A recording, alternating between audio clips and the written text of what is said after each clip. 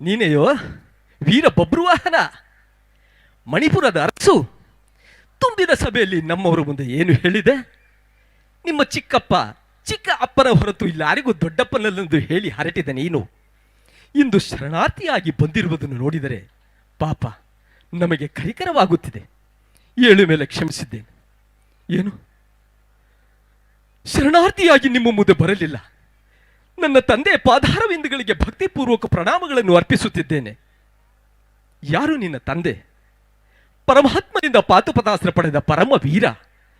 ಗಾಂಡೀವ ವನವನ್ನು ಅಗ್ನಿಗೆ ನೈವೇದ್ಯ ಮಾಡಿ ಗಾಂಡೀವವನ್ನು ಪಡೆದ ಈ ಗಂಡುಗಲಿ ಪಾರ್ಥ ಅಂದ್ರೆ ನಾನು ನಿನ್ನ ತಂದೆ. ಕೇಳಿದ್ರೆ ವಿಚಿತ್ರವಾದ ಮಾತುಗಳನ್ನ. ಏಕಿ ನಗು, ಏಕಿ ಪರಿಹಾಸ್ಯ.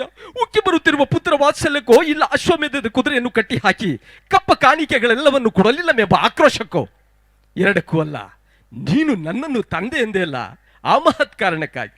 ಹೌದು, ನೀವೇ ನನ್ನ ತಂದೆ ಎಂದು ನಮ್ಮ ತಾಯಿಯಿಂದ ತಿಳಿದ ತಕ್ಷಣ ನಿಮ್ಮ ದರ್ಶನ ಭಾಗ್ಯಕ್ಕಾಗಿ ಓಡೋಡಿ ಬಂದೆ.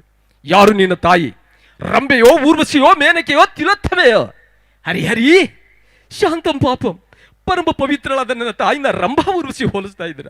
ಧರ್ಮವೇ ಬಾಳಿನ ಗುರಿ ಎಂದು ತಿಳಿದಿರೋ ಧರ್ಮರಾಯನ ತಮ್ಮನ ಬಾಯಿಲಿ ಇಂತಹ ಮಾತುಗಳು ಬರಬಾರದು. ಪಾಂಡವರ ಘನತೆ ಬಗ್ಗೆ ಹೊಗಳೋ ಯೋಗ್ಯತೆ ನಿನಗೆಲ್ಲಿದೆ? ಮಹಾವೀರ, ನೀವು ಮರೆತಿರಬಹುದು, ನೆನಪಿಸಿಕೊಳ್ಳಿ. ಅಂದು ನೀವು ತೀರ್ಥಯಾತ್ರೆಗೆಂದು ಮಣಿಪುರಕ್ಕೆ ಬಂದಿದ್ದು, ನನ್ನ ತಾಯಿ ಚಿತ್ರಾಂಗದೆಯನ್ನು ನೋಡಿದ್ದು, ಗಾಂಧರ್ವ ರೀತಿಯಿಂದ ವಿವಾಹವಾಗಿದ್ದು, ನನ್ನ ಜನ್ಮಕ್ಕೆ ಕಾರಣರಾಗಿದ್ದು ಒಂದು ನೆನಪಿನಲ್ಲಿಲ್ವೇ? ಯಾವ ಚಿತ್ರಾಂಗದೆ, ಯಾವ ಗಾಂಧರ್ವ ವಿವಾಹ, ಯಾರು ನನ್ನ ಮಗ? 18 ದಿನಗಳ ಕಾಲ ನಡೆದ ಕುರುಕ್ಷೇತ್ರ ಮಹಾಯುದ್ಧದಲ್ಲಿ ದ್ರೋಣಾಚಾರ್ಯರ ಚಕ್ರವ್ಯೂಹವನ್ನೇ ಭೇದಿಸಿ ರಣರಂಗವನ್ನೇ ಅಲ್ಲೋಲ ಕಲ್ಲೋಲ ಮಾಡಿ ಮಿಂಚಿನಂತೆ ಬೆಳಗ್ಗೆ ವೀರ ಸ್ವರ್ಗವನ್ನು ಸೆಳೆದ ಆ ಸುಭದ್ರಾನಂದನ ಅಭಿಮನ್ಯು ಅವನು ನನ್ನ ಮಗ. ಮಾತಿಗೂ ನನ್ನ ಮಗ ಅಂತ ಯಾಕೆ ಬೊಗಳ್ತೀಯ? ಹೋಗಿ ನಿನ್ನ ಜನ್ಮಕ್ಕೆ ಕಾರಣಲಾದ ನಿನ್ನ ತಾಯಿನ ಕೇಳು, ಯಾರು ನನ್ನ ತಂದೆ ಅಂತ. ಇದೇ ಮಾತನ್ನು ಬೇರೆ ಯಾರಾದರೂ ಆಡಿದ್ರೆ ಅವ್ರ ಹೃದಯನ ಸಿಗ್ದು ರಣಚಂಡಿಗೆ ಔತಣ ನೀಡ್ತಾ ಇದ್ದೆ. ಆದರೆ ನೀವು ಶ್ರೀಕೃಷ್ಣನ ಪರಮಾಪ್ತರು. ಆ ಮಹತ್ ಕಾರಣಕ್ಕಾಗಿ ನಿಮ್ಮ ಕಾಲಿಗೆ ಬಿದ್ದು ಕೇಳ್ಕೊಳ್ತಾ ಇದ್ದೇನೆ. ನಿಮ್ಮ ದರ್ಶನ ಭಾಗ್ಯವನ್ನು ಕಲ್ಪಿಸಿ ನಮ್ಮನ್ನು ಕೃತಾರ್ಥನಾಗಿ ಮಾಡಿ. ಛೀ, ದೂರ ಸರಿ ಅವಿವೇಕಿ. ನಿನ್ನ ಪವಿತ್ರವಾದ ಕೈಗಳಿಂದ ನನ್ನ ಪಾದಗಳನ್ನು ಮುಟ್ಟಬೇಡ. ಆ ಯೋಗ್ಯತೆ ನಿನಗಿಲ್ಲ. ನೀನು ನನ್ನ ಮಗನೇ ಆಗಿದ್ದರೆ ಕಟ್ಟಿದ ಕುದುರೆಯನ್ನು ಬಿಚ್ಚದೆ ಹೆಗಲಿಗೆ ಬಿಲ್ಲಿ ಎರಿಸಿ ರಣರಂಗದಲ್ಲಿ ತಕ್ಕ ಉತ್ತರವನ್ನು ನೀಡುತ್ತಿದ್ದೆ.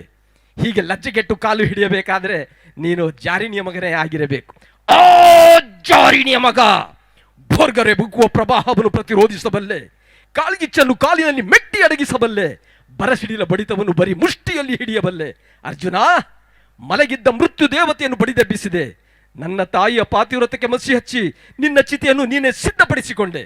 ಇನ್ನು ನಿನ್ನ ರಕ್ಷಣೆಗೋಸ್ಕರ ತ್ರಿವಿಕ್ರಮನ ಚಕ್ರವೇ ಅಡ್ಡ ಬರಲಿ, ತ್ರಿನೇತ್ರನ ಉರಿಗಣ್ಣೆ ತೆರೆಯಲಿ. ನಿನ್ನ ಸೊಕ್ಕಿನ ಮಾತುಗಳಿಗೆ ತಕ್ಕ ಉತ್ತರವನ್ನಿಟ್ಟು ರುಂಡ ಮುಂಡಗಳನ್ನು ತುಂಡರಿಸಿ ಚಂಡಾಡದಿದ್ದರೆ ನಾನು ಚಿತ್ರಾಂಗದೆ ಮಗ ಬಬ್ರುವಾಹನನಲ್ಲ.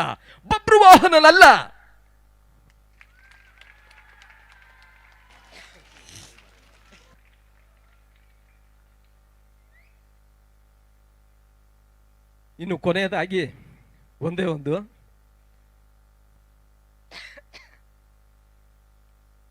ಭಕ್ತ ಪ್ರಹ್ಲಾದ ಚಲನಚಿತ್ರದ ಒಂದು ಸನ್ನಿವೇಶ. ಅಲ್ಲೂ ಕೂಡ ತಂದೆ ಮಗ ಭಕ್ತ ಪ್ರಹ್ಲಾದ ಬೇಕು, ನಾನೊಬ್ಬ ಕಳ್ಳ ಬೇಕ. ಭಕ್ತ ಪ್ರಹ್ಲಾದನೇ ಹೇಳ್ದು,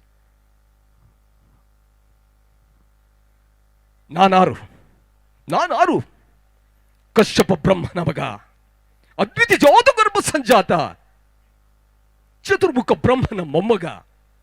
ವಿಧಾತನಿಂದ ವಿಧಿ ಬರಹವನ್ನೇ ಬದಲಾಯಿಸಿ ಮರಣವನ್ನೇ ಮೆಟ್ಟಿ ನಿಂತ ಪರಾಕ್ರಮಶಾಲಿ. ಅತಿಥಿಯ ಮಕ್ಕಳ ಅಟ್ಟಹಾಸವನ್ನು ಸುಟ್ಟು ಆತಿಥ್ಯನ ಮಕ್ಕಳ ಅಟ್ಟಹಾಸವನ್ನು ಮಟ್ಟ ಹಾಕಿದ ಸಾಹಸಿ. ಅತಳ ಸುತಳ ರಸಾತಳ ತಳಾತಳ ಮಹಾತಳ ಪಾತಾಳಗಳನ್ನೇ ಪಾದದೊಡಿಯಲ್ಲಿ ತುಳಿದಿಟ್ಟ ಪರಾಕ್ರಮಶಾಲಿ. ಅಡಿ ಇಟ್ಟರೆ ಬಿರಿಯುವುದು ಭೂಮಿ, ತಲೆ ಎತ್ತಲು ಬೆಚ್ಚುವುದು ಭಾನು, ಕೈ ಎತ್ತಲು ನಡುಗುವುದು ಸೃಷ್ಟಿ. ಆ ತ್ರಿವಿಕ್ರಮನ ಸೃಷ್ಟಿಯನ್ನ ಅಂಕೆಯನ್ನು ಪಾಲಿಸುತ್ತಿರುವಾಗ ಯಕಚಿತ್ತನ ಮಗ, ನಾ ಜನ್ಮ ಕೊಟ್ಟ ಕುಮಾರ, ನನ್ನ ಆಶಾಜ್ಯೋತಿಯಿಂದ ಇಂದು ನನ್ನ ಮನಸ್ಸಿಗೆ ನೆಮ್ಮದಿ ಇಲ್ಲ ಅಂದರೆ ಇದೊಂದು ಬದುಕೆ, ಇದೊಂದು ಜನ್ಮವೇ? ಅದು ಅವಶಕ್ತಿ ನನ್ನ ಎದುರಾಗಿ ಕಾಡುತ್ತಿರುವುದು, ಅದು ಅವಶಕ್ತಿ ಪುತ್ರನನ್ನು ಶತ್ರುವನ್ನಾಗಿ ಮಾಡಿರುವುದು, ಅದು ಅವಶಕ್ತಿ ನನ್ನ ಎದುರಿಸುವ ಧೈರ್ಯ ತುಂಬಿರುವುದು, ಅದು ಅವಶಕ್ತಿ ನನ್ನ ಮನಭಗ್ನ ಮಾಡಿ ಎದುರಿಸುವ ಧೈರ್ಯವನ್ನು ತುಂಬಿರುವುದು. ಅವನೇ ಆ ನನ್ನ ಕುಲವೈರಿಯಾದ ಹರಿಯೇ ಇದಕ್ಕೆಲ್ಲ ಕಾರಣ. ಎಲವೋ ಹರಿ, ಕಪಟಿ, ಮಾಯಾವಿ, ವಂಚಕಿ, ನನ್ನ ಮಗನ ಹೃದಯಾಂತರಾಳವನ್ನು ಹೊಕ್ಕು ಅವನ ತಲೆಯನ್ನು ಕೆಡಿಸಿ ಮನವನ್ನಂತೆ ಆಡಿಸುತ್ತಿರುವೆಯಾ? ನಿನಗೆ ಪೌರುಷವಿದ್ದರೆ, ನನ್ನಂತೆ ಪರಮ ಪುರುಷೋತ್ತಮನ ನೀನಾಗಿದ್ದರೆ, ಗಂಡು ಹುಲಿಯಾಗಿದ್ದರೆ ಬಾ ನನ್ನ ಎದುರಿಗೆ ಬಂದು ನಿಲ್ಲು. ನಿನ್ನ ಉದರವನ್ನು ಬಗೆದು ಕರುಳುಗಳನ್ನು ಕೊರಳಿಗೆ ಮಾಲಿ ಹಾಕಿಕೊಳ್ಳದಿದ್ದರೆ ನಾನು ಹಿರಣ್ಯ ಕಶ್ಯಪವಲ್ಲ.